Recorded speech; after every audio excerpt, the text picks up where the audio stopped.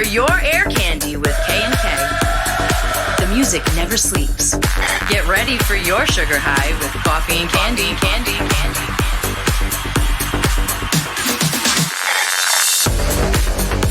Yes. Sisco Kennedy in the studio, coffee and candy. This is Air Candy, and I have a very special guest in the studio with me today. You know his name if you are anyone in the state of Rhode Island, Massachusetts, or Connecticut, or maybe even down south East Coast. OSHEEN, welcome to the show, buddy. Oh boy, I'm in here now. This is exciting, man. You got an amazing place over here. Thank you for coming through. Oh, thank you for asking me. Like you and I, we actually known each other for a long time. We did. I met you many years ago. I was probably still a teenager at a good friend of ours, Mike Sahajian's house. Mike Sage. Right? Yes. That's how far back we go. Britney Spears keyboardist. Yeah. Yeah. And I think at that time we were just passing through. He was like, hey, this is OSHEEN, this is Mondo. And that's it. It was like 2 seconds. Absolutely. And then we became like friends online, social media world. And I've always known you as a veteran in the state of Rhode Island as a DJ. Right. Any club, any lounge, you basically touched at some point in your career. I tried to bless as much as the turntables and the dance floor as much as I could. Yeah, right? So how many years have you been at this? Because I myself, I'm going about like almost 20, but I know you got years on me. All right, so I'd say I started collecting records in 1983. 1983, 84, right around that time. Okay. Started collecting records. It was, the whole video game thing came out, and I don't think I was into. I was more into the audio rather than the visual. So sure. I wasn't very good at video games. I just, I started picking up the whole b-boy culture and started buying records, pushing carriages, getting paid. I'm going to the record store. What are you going to spend money on? Records, So I just started buying records and just got into it in 83. And I think I was a basement DJ and bedroom DJ, as they say. So for at least 8-9 years practicing, in like high that school. Long? Yeah. All right. And so you were in high school. Right. I was in high school, did a couple of high school dance. Yep. And then I'm sure I went off beat a few times. Yeah. Throw it right in there. Yeah. But music selection was my thing. We used to go to New York all the time and try to bring in the fresh music. A lot of it would come out, just 1,000, 1,500 pressings, Try to get it all as fast as you could. So you started on vinyl. Right, yeah. And you started to build your crate catalog. Oh, man, it was just I think I had milk crates. I think I had empty milk crates. I just went to a couple of bodegas and just started at night. I stole all their milk crates. I said, these milk crates are going to get filled up. Oh, wow. So my mission was to fill up the milk crates. $3.99 a pop, a record, $4, and still expensive. Yeah. Yeah, and look at now. People don't even want to pay $2 for a download. I know.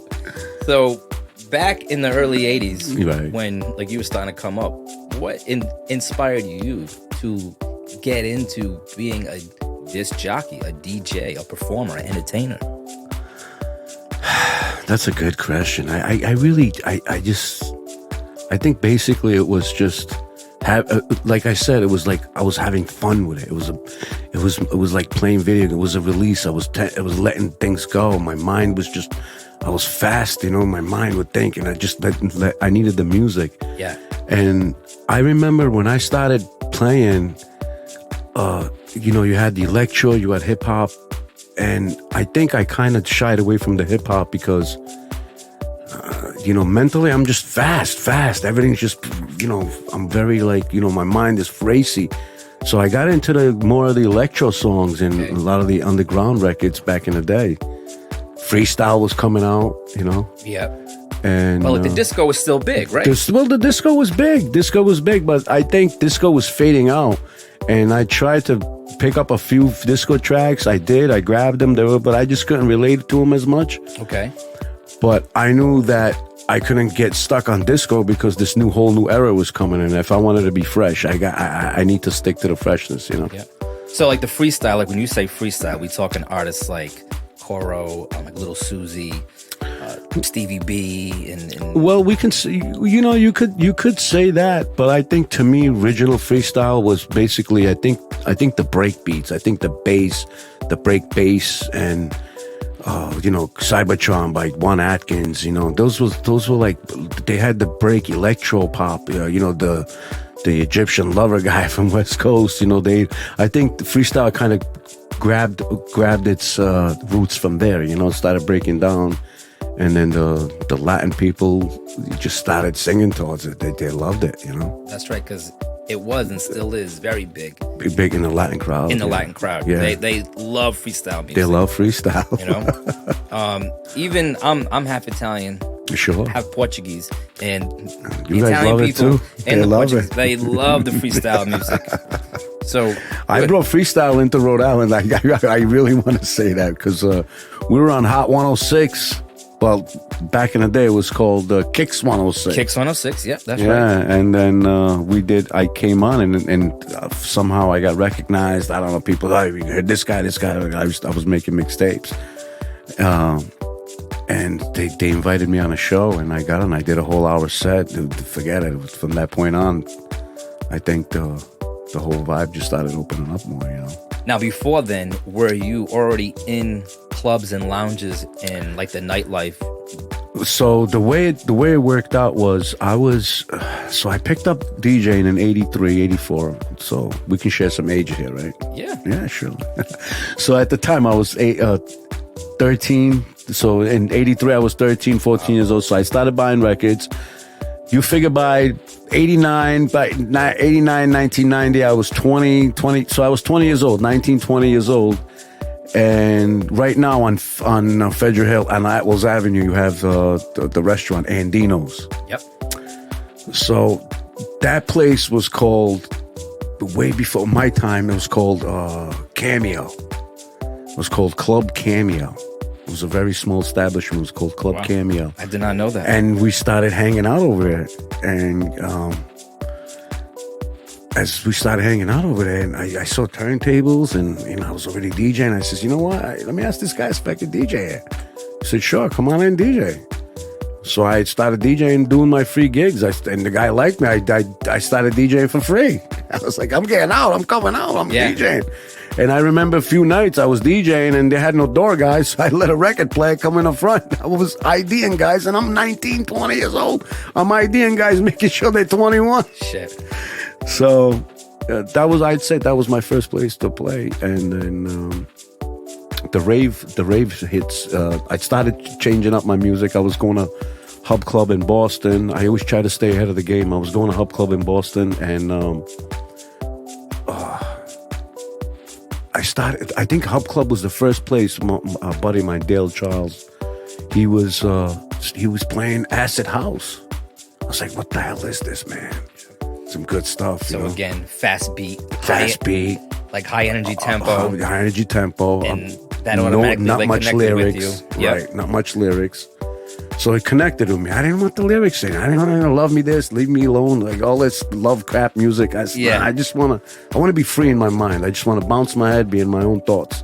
So the electronic music, it's basically what it's about, just free spirit. It's just a feeling. It's not even, I don't want to hear, and then some lyrics were cool, but, I had spiritual lyrics, I like that. I don't want that lovey-dovey stuff. Wasn't into that too much. Freestyle was. That's right. Freestyle. But like your connection was about the beat, the music, and it was about those sounds, those frequencies, and how they made you feel. Well, if you really think about it, though, instrumental music. If you're making instrumental music, it's a little bit more harder because you gotta layer it. Your music has to talk. Mm-hmm. When you have a vocalist or a rapper or anything, they mainly take over the whole control. So if you notice, like a lot of vocals, like even hip hop records, they were just 16-bar loops, a breakdown, but anything that made anything change was the vocal. The vocals is what changed it all. So when you're making instrumental tracks, it's kind of hard. And then you throw a little sample here and there. That was cool and became, it became relevant, you know. So you're talking about sampling. Obviously, you are someone who also makes his own tracks, like you produce your own music. Right. Did that also happen at the same time you started DJing back in the early 80s? Or did all that come at a later time in your career? I'd like to say later on in time, because I think, when I was playing records and I was, spinning, beat matching and all that, I was so focused into like actually beat matching, being good at it, playing the good songs, digging crates and stuff like that. And then once I was fully saturated and understood about that, so like it was like a next move, get a keyboard and understand. I remember hanging out at Sam Ash Guitar Centers. I can't remember having Rogue Music and just hanging out there for hours. This kid's not buying anything. He's not buying anything. I'm like, I'm not. Is this guy fake? Want to be? What is he? I mean, I don't know what to buy yet. I don't know. I'm just trying to figure this out. Pressing buttons. There's no YouTube. There's nothing. That's right. I got to figure this out. Touch and feel. That's right. So eventually, I bought a keyboard. I think it was like 4,000 Kurzweil 2000. I was like, I gotta buy the best. And here I am reading pamphlets and just books and finally I just loaded up samples and then bought a drum machine, SP 1200. It was a very small, low bit rate. So little by little I started. But my first release was in 1995. 1995 was your first release? My first release. It was called... As an artist? As an artist, yeah. And I call it, we called it, I had 4-track. I say we, but it's really me. I call it a DJ's point of view. Okay. So the track was a 4-track EP, yeah. DJ's point of view. I signed it with the guys from London, but it was on Ohm Records. And then from that, actually the way I signed it is because I was doing a lot of rave parties. And then I started making tracks, and then I started playing some acetates. I would press the only way I would play it was I was going to Jamaica Plains in New York, and then Brooklyn or something. I was getting dub plates made by a Jamaican pressing plant. Wow. Yeah, and I would just press one for $50, and I would only get like 10 good plays out of it before the sound quality started deteriorating. Really? Yeah. See, that's a whole another thing. Right. I wanted to play exclusives. You know what I mean? I wanted to play exclusives. Yeah. I had to pay $50. Here I am, acetates, but it's a thick record, and you put it on. I played it a few times, and then you get a feedback, and then you say like, okay, I'm gonna press 50 or 1,500 or 1,000 records. Now I gotta fund it. Now I'm over here making labels, talking to the master, and going through 4. And then finally the record's out. I'm driving, loading up the trunk, filling it up, stopping at distributors or record stores. I'm pretty much funding it all, giving it all, and 30-day, 60-day consignments. And then finally I'm hustling. Hey, you guys, meeting up with DJs here, play my records, this and that, So just a lot of lot of kissing, man, a lot of kissing. So different from how it is now. Yeah. Now everything you just said can be done at your phone, at your fingertips, in bed. Right. I broke struts in my car from carrying records. But that was a grind back then. Like you really had to love what you do. Right. Passion first. Right. I gave everything up for it. Yeah. I slept in cars. Wow. Yeah. All right. I slept in cars and just got what the lady. I remember the lady Iris, on North 4th in Brooklyn. Iris, you get my records ready yet? No, give me one more day. Come on, Iris. I'm in Brooklyn already. You said today. Yeah.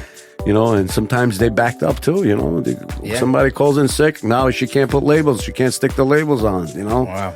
I'm already. Can I come in? Can I stick the labels on my own records? Exactly. Sure, come on in. I go in, put the A's on the B side, B's on the A side. Now I gotta repress it. No, I can't do that. See, I'm not even gonna pretend to know anything about that. I didn't have to deal with any of that world. But again, this is just a testament to just how much passion and dedication you had towards your craft back then. And obviously, you're still going at it strong, because everyone that I talk to now, I mentioned your name, and they have a whole list of stories, good stories. I'm glad. Of all the memories of you performing in this place, that place, this nightlife, that spot. Right. And it's a testament to the dedication you have for your craft. Because some people die out. This is not built for everybody. I think this is all I know. It's what I love. See?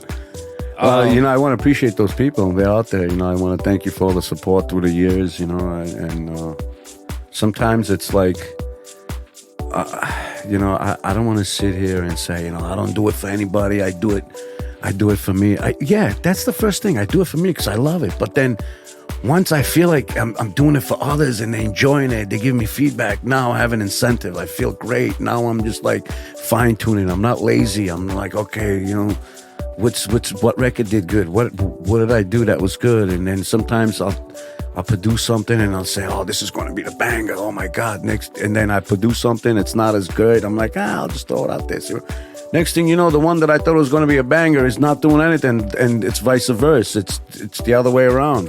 Something that I thought wasn't going to be good, it's doing way better than something that I thought was going to do good. Yeah. So you don't know. You don't know what happens. Just do your best and throw it out there. As an artist, I think we both share that we are never satisfied, right, with our stuff. Like you said, in your mind, you want to be kind of free to just roam your thoughts, and there's always more of what we feel could be done, could be added, could be edited, could be mixed. I think that's just part of being a true artist. Is we strive for perfection. It doesn't exist.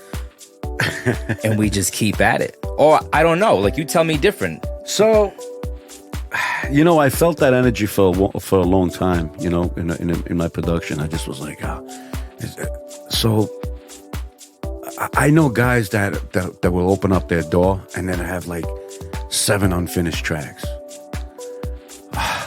I'm done with that. Really? I'm done with that.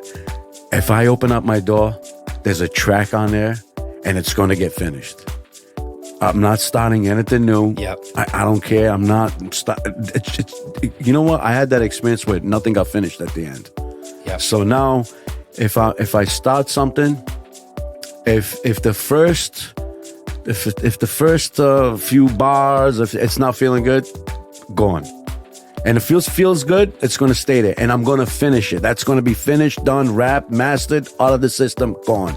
So when next time I go in the door and I open it up, that's a finished track. I don't have anything unfinished. No more. That's it. Wow. I have people sending me oh, you got track? I got labels. Yeah, send me what you got. Tell me what you send me a little EP. I'm like, guy, I got nothing.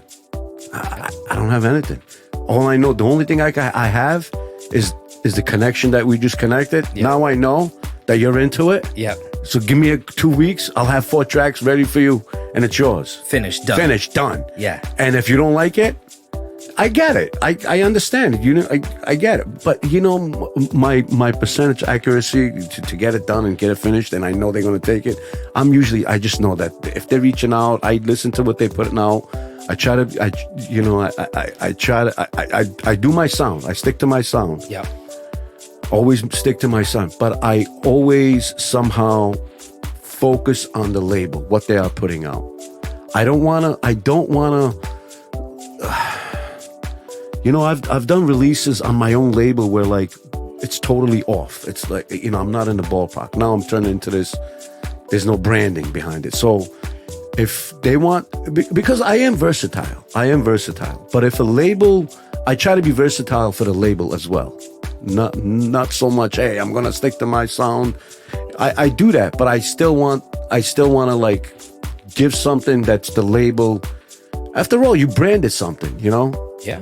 And I don't want them to come back and say, Fish, do it like this, do it like that, because in reality, it fits the label, but there's something that they want to change, and I get it. So I'm listening to every release that they're putting out, and then I'm saying, you know what, I think they're going to be fine with it. So I do analyze the label, So I know that takes away some, people might say, hey, you got to be you, but yes and no, To me, that's how I feel. Well, you have a sound that you want to uphold your fan base, your core audience. Right. They're expecting. Right. if they say, hey, OSHEEN has a new record out, Yeah. they probably have some sort of a concept of at least what lane that record's going to be in. Like the genre-wise. The genre-wise. What would your genre, if you had to pick a word or two, what is your genre? Okay, so everyone wants to say house music. With me, it's house music. I think that's a broad... That's the broad line. That has many subs to that. Subs to that. But I think at the end of the day, what I really feel really good about making tracks is sampled jack and house tracks. I love doing that. And then I love doing really obscure tech house stuff. And I don't want to have a formula when I do a tech house. So there is a formula in certain music, in pop music, in tech house, and this and that. There's a formula, you know. Yeah. You got the minimal house, the tribal house. You know, there's a formula. What makes it that particular style.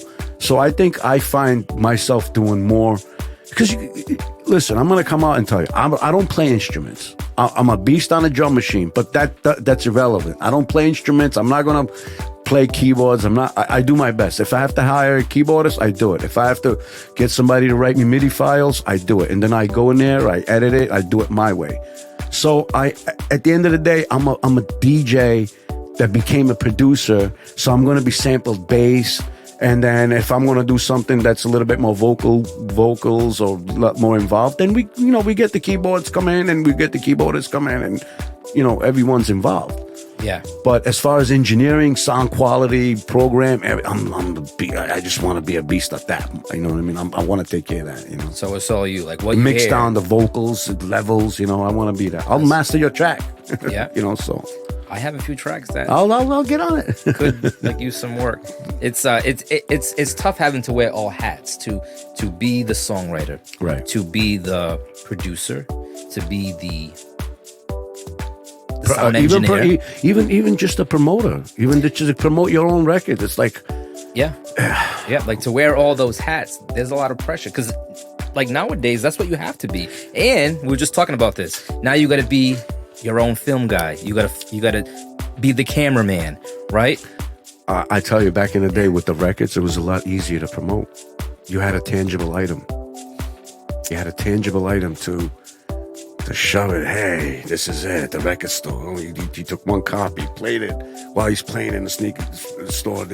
I try to get there on a Tuesday, on a new release day, Tuesdays or Fridays, because the store would be packed. Yep. And then you establish a relationship with the guy, the buyer downstairs, and you say, listen, can you just play it? And he plays it. Oh, what is this? What is this? You walked in with 20 records. Next thing you know, he's like, all right, I'll buy the 20 off you now, and now I'll stamp it, and everyone else get there. You get your money, you're out the door, Beautiful. Now so it's tangible item. Now sending a bunch of links out. A bunch of links, and you're hoping they stream it, and then you got the stream. Like back in the day, we used to make $1 on a record, $1.50 on a record. So if you sold 4,000 for copies, you sold 2,000, 3,000. Right now, if they stream 10,000 of your songs, give me at least $1 on it. You get nothing. You get nothing. That's it. So it is. hard. So it is saturated. It is watered down. Yep. And I think mainly it just all becomes down to like now it's just like as far as a producer goes. If you're a producer and you're producing records, you really got to make hits. But if you're a DJ and you're a producer and you're making hits, now you're really you're gonna get paid because you're gonna do events. So a lot of the producers that can't mix, can't DJ, you see them picking up turntables. You see them learning how to mix, how to beat match, and and then they're going out. I'm not gonna sit there and say, hey, you're not a DJ. I'm not gonna hate on that. The guy's got to make his living. He's got no choice. He's got no tangible item to give away. What is he going to do? How's he going to make it? Okay, so he made a song. So now his song is being played by everybody. Yep. Okay, we're relying on royalties, ASCAP, BMI, all that. You're relying on that? Okay, let's do it. But at the end of the day, I think this guy wants to go and perform, and he's a producer in the studio. He made the check. So what is he going to go stand outside and play with a computer? No. So now he's going to learn how to beat match. If he's got 10 hits, 10, 15 hits, he can just go play his own show. He'd play his own tracks. There you go. He's the DJ. Yeah. And people want to hate on that. Oh, you've been DJing for 20. Look at me. I've been DJing for 30 years, and this guy got hits, and he's doing big festivals. I'm not going to hate on that. I get it. I get what he's doing. I would do the same thing. Why not? Times have changed. Times I've chased. Embrace it. Work with it. Flow with it. Speaking of, When you do be DJ, hybrid, you know. like when you do have gigs, Yeah. how much of your set are OSHEEN mixes, OSHEEN edits? You know, that's a good question because it depends on where I am.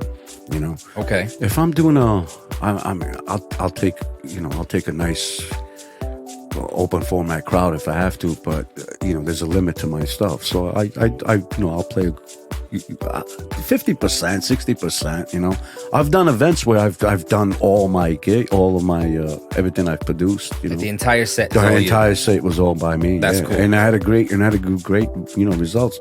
Not only that, but it gives me a little bit of more of a perspective on the sound quality. Mm-hmm. You know how it is. You know, how's you know. And then not only that, I want everyone to Shazam. That's right. That's right. It's the only way you're gonna promote. That was my next question is, from the public point of view, Right. where can they find OSHEEN's music? You can find all my stuff on all digital platforms from Beatport, TrackSource, all your favorite digital stores. There's over 110 digital streaming sites. I'm on all the I'm on all the stores. Okay. All the stores, all the digital stores, iTunes, YouTube. I mean, there's over 112 stores out there between streaming and buying it online. And I work with the Label Works. That's my distributor. They're based out of London. They do a great job. And then we do a lot of licensing with them. I do a lot of licensing. But again, you got to keep in mind, it's all underground music, you know? So it's what I love to do. But I think times are changing. I almost feel like the underground guys want us... you know, as much as they keep it underground, they kind of want to shine too, you know? So I keep it real, I keep it underground, blah, blah, blah. But you're over there, you want like a 20,000 person gig. So I get it. So you're not really underground. So don't go there. Well, the underground, Don't go there. from my perspective, and if I'm wrong, like correct me, but I thought the underground was supposed to be a starting point. And then as you get better, yeah, and you come up more. You come up more. become That's the more goal. of a That's the goal. Mainstream. I know certain right. guys don't want to quote unquote sell out. They rather stay underground and do things their way, at their level, on their Right. time. And perhaps that's what keeps them in that bubble. Well, I get it. I get it. But look at the hip hop industry. The hip hop industry came out underground. Yes, you're The right. hip hop industry was underground, but Yeah. the number one mainstream music right now is hip hop. I say it all the It's time. not even rock and roll. Hip hop in America. In America is mainstream. Hip hop rules the airwaves. It still rules the does. airways. Yeah. House music, electronic music does not rule the airways. Pop music in America is hip hop. Yep. It is straight up hip hop. And it's sad that the hip hop that they putting out on the mainstream radio has to be the clean version. Like, why? Why do you have to make songs that have to have swears in it in the first place? Make a song that you don't have to make it. Just make a song. Yeah. Make a song. There's no. Yeah. So if you're cursing so many times, then you got nothing to fill in. That's true. You got nothing to say, so you curse. Yeah. So I can't do that. I can't. I feel like in the past 20 years. Don't hate on me, hip hop people. I still love you. No, of course not. I started with hip hop. Yeah. As a teen, I started as a rap. That's how I met Mike. Right. I was going to Mike to record my raps. I had instrumentals at that time. You were blending. Yeah. You were doing the blends. I was blending my vocals. That's how I started. And I went to a studio to record. I thought I was a rapper back then. And I did that through all my teens. And then I found out, I said, hey, you know what? This isn't for me. Yeah. I'm not really good at this. But that got me to where I am now. You good. Well, at least you did it. You tried it. I mean, you know, I tried. You know, I don't even want to say it was a try. It was it you had to do it. Yes. You had to do it. You know, it was the path. That was one of the pats. One of the pats is that. It's a tri-pat, but it's really that's how it starts. Yep. It was a trial and error. That turned into me opening up a studio, now getting on the other side of that booth and being an engineer to then record rappers. I spent... By the way, you're very good at it. Thanks. I spent just about all my 20s like making a living, like recording rappers. Right. Recording artists, making beats, selling some beats here and there. Right. I would say that like the most I've ever sold an instrumental for, I'll put it out there, give some people some, well, it's a lot different now, but about maybe like $2,000. Yeah. Like $2,000 I sold a beat for. Here's the rights, 50-50 split, and it's exclusive. This is yours. I'm not selling it to no one else. That's it. They loved it. They were happy for it. They went with it. When I was living in New York at the time, back in 96, 97, because I started making records. I was putting out a lot of records. So at the time I got signed with K-Tel. I don't know if you know K-Tel, but they were doing a lot of old disco compilations, and then they started doing the electronic music because it started getting big. K-Tel was, if you Google K-Tel, everyone, they started in the 50s. They started long to K-Tel music. Check them out. It's a whole company. It's like BMIs and things like that. Okay. So K-Tel, they had an office in Brooklyn. I got signed with them. I was putting out tracks and I was putting out releases. And little by little, I would work I'd start working in the studio on a Monday. By Friday, by Thursday, I had a track done. I would just go up to the Nervous, Strictly Rhythm, 8-Ball Records, STP, all these record labels were in Manhattan, and I would go right in the office and knock on the door. I got an ADAT track. I had an ADAT. I got a couple of tracks. You want to listen to it? A guy would call me right in the office. Come right in. Boom. I came in. I remember a few times I went to Nervous Records, and they were buying shitloads of track at the time. Between Nervous and Strictly Rhythm, they were buying tracks. They were giving $1,200 right off the front. But your track would come out 3-4 months later, but $1,200 they were giving it. Yeah.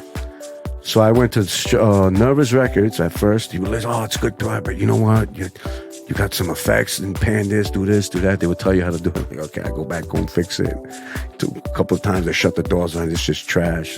That's when I really was going to be like, okay, I'm not giving up.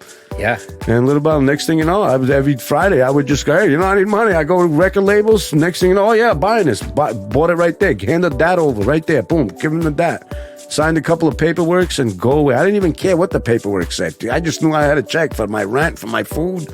That's right. And that, gas, this, and that. And I didn't care. It was underground music. Anytime you got a check in this kind of business, you were taking it. Amen to that. Yeah. Again, that just all goes back to that testament earlier where it's just the passion for what you do, that drive, that motivation. Right? Not everybody has that. I would put out a record, and then the record would circulate between all the record stores, and then next thing you know, you'd get gig. You'd get a gig or two, and then the record circulates, and now you put out a new one.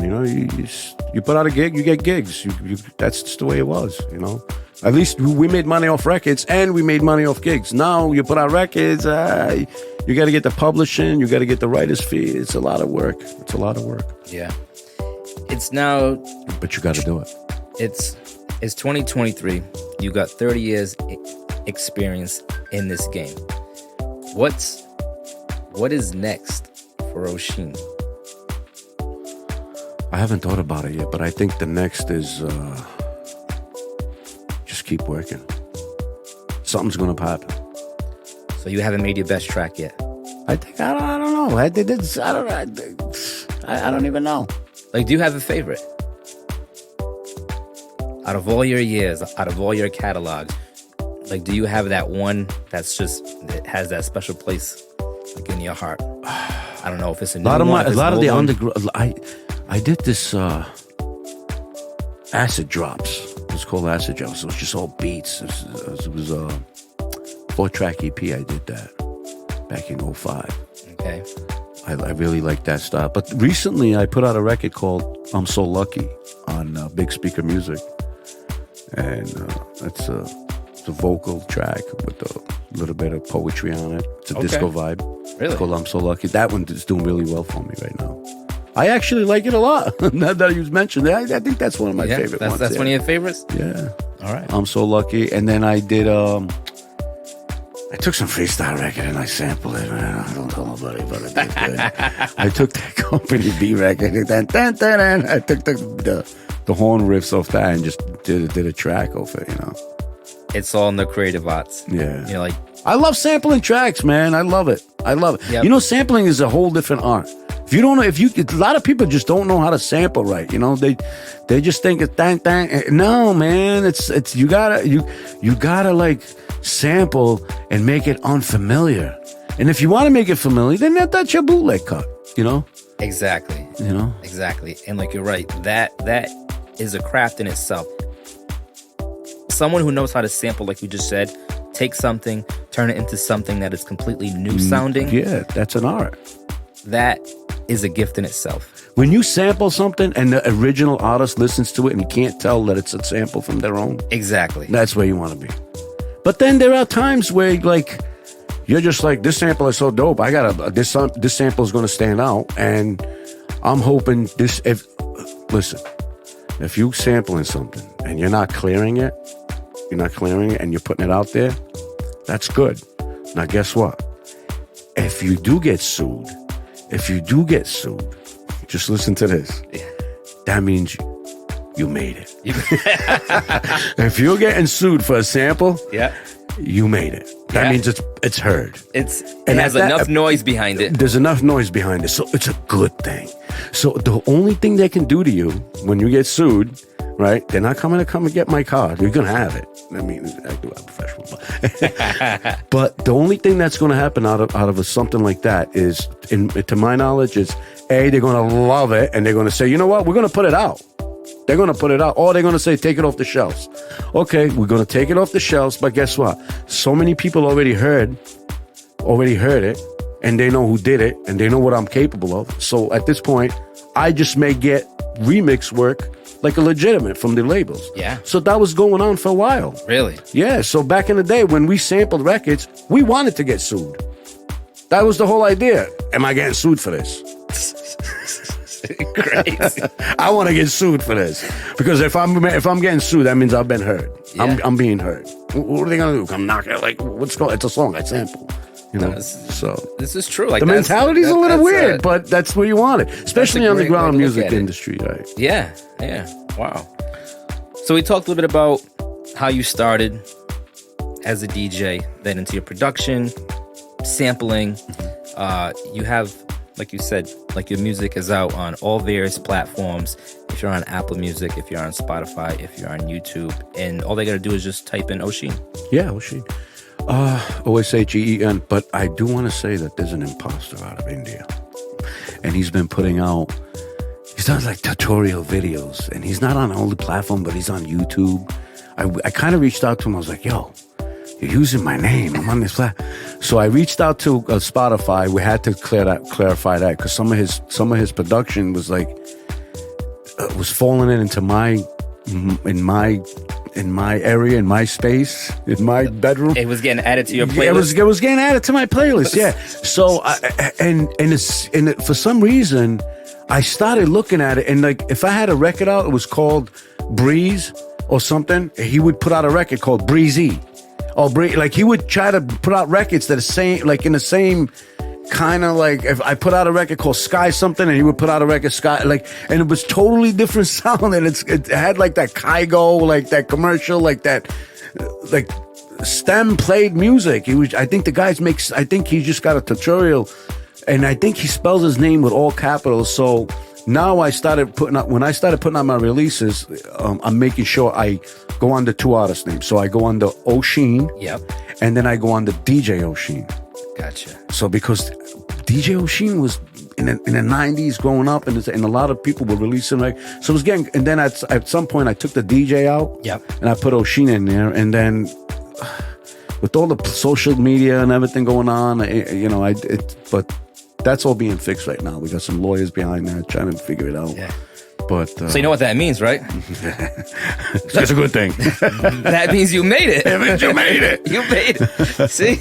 It all comes around full circle. Listen, like we've been at it now for about 40 minutes. Normally we do a talk segment. Yeah. And then like we get into like a music mix. Yeah. On this episode, we're going to play a few of your tracks. And again, if anyone wants to hear some of the latest tracks from OSHEEN, shout out some of your socials again. It's spelled... It's it's spelled OSHEEN, OSHEEN, and you can either type it in DJ OSHEEN, 2 words, or OSHEEN just put an O capital, and then the rest of it, everything else, was just regular. So, by the way, I have bald head and some tattoos. So if you see something else with it, that's not me. Yeah. I think everyone that knows my sound and everyone kind of been following my journey throughout this whole entire greatness, I think they'll figure out what my sound and when you play mine and you play that the imposter one, guy from India, you'll see the difference. You'll notice the difference. Yeah. Hey OSHEEN, man, thanks for coming by the studio. Thank you for the Air Candy podcast. It's been a pleasure having you on. Hopefully we can have you on again in a future episode. Thank you so much. You're the man. And let's get to the mix. All right, let's do it. The music never sleeps with Coffee and Candy.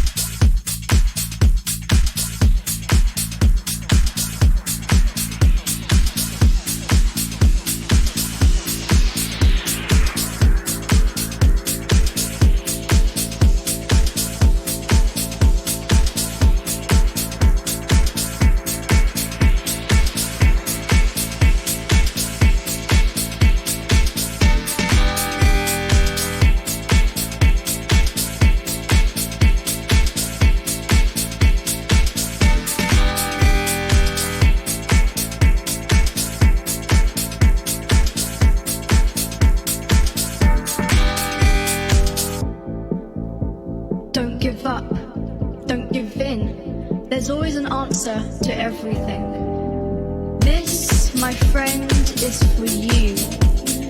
The trials that you face and the dreams that you chase.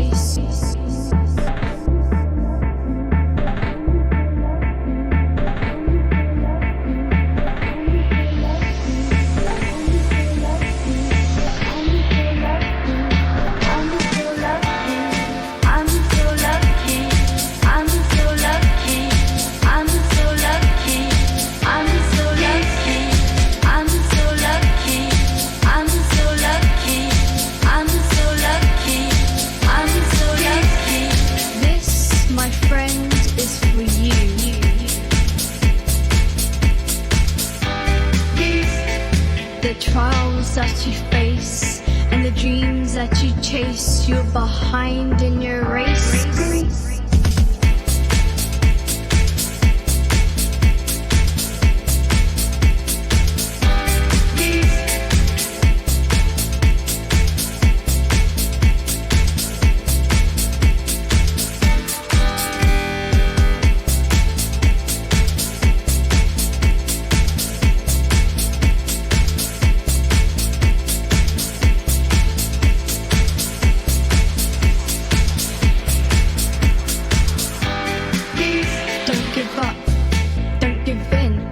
There's always an answer to everything.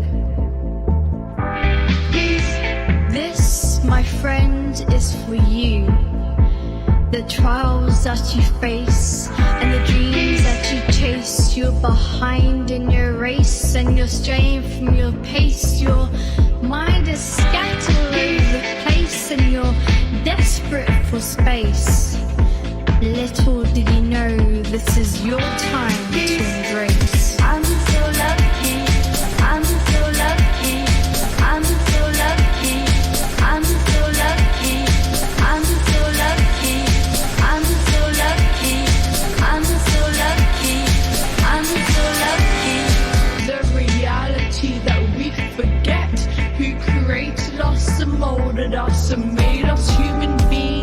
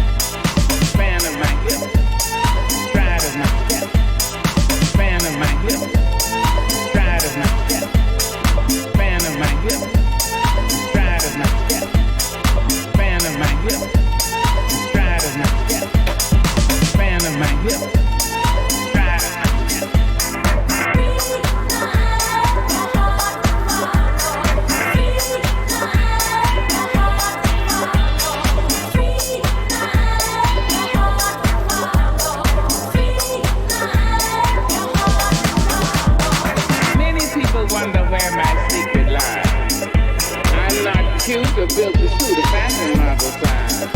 When I try to show them, they think I'm telling lies. I say, fan of my hips, the stride of my step.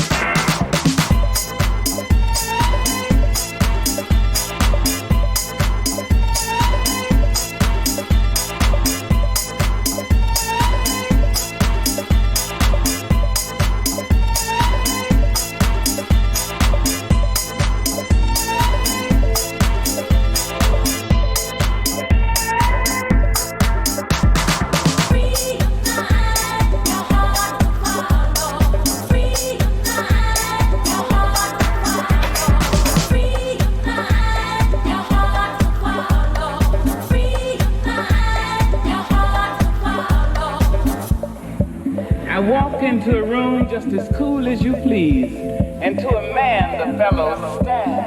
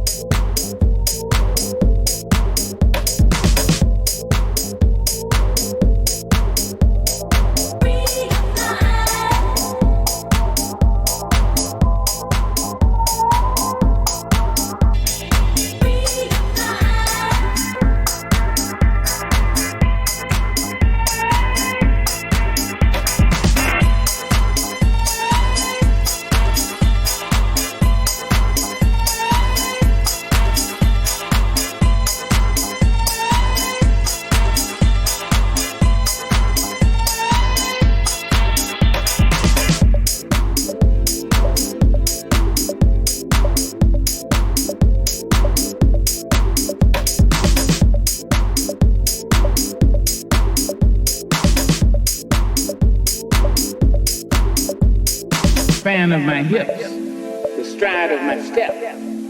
Fan of my hips, the stride of my step. Fan of my hips, the stride of my step. Fan of my hips, the stride of my step.